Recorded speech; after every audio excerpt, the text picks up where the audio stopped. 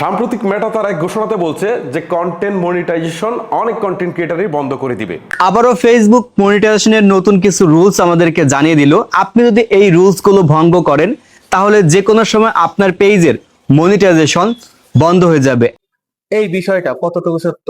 হ্যাঁ, এই বিষয়টা পুরোটুকুই সত্য। সম্প্রতি ফেসবুক তাদের নীতিতে অনেক বড় পরিবর্তন এনেছে। তারা এমন কন্টেন্টকে গুরুত্ব দিচ্ছে যা আসলে নতুন এবং মৌলিকভাবে ভ্যালু অ্যাড করে। অর্থাৎ যারা শুধু একই ধরনের মিম বা ভাইরাল ভিডিও বারবার একই স্টাইলে ভিডিও হিসেবে আপলোড করেন, তাদের ভিডিওর রিচ কমে যাবে। ফেসবুকের নিয়ম অনুযায়ী প্রথমত তো মনিটাইজেশন হারাতে পারেন, দ্বিতীয়ত ভিডিওর রিচ কমে যাবে, তৃতীয় আপনার পেজ বা প্রোফাইল ব্যান্ড হয়ে যেতে পারে। তবে যারা ভিডিওতে নিজের কমেন্টারি বা ভয়েস যুক্ত করেন এর ক্ষেত্রে এই বিধিনিষেধ আরোপ হবে না।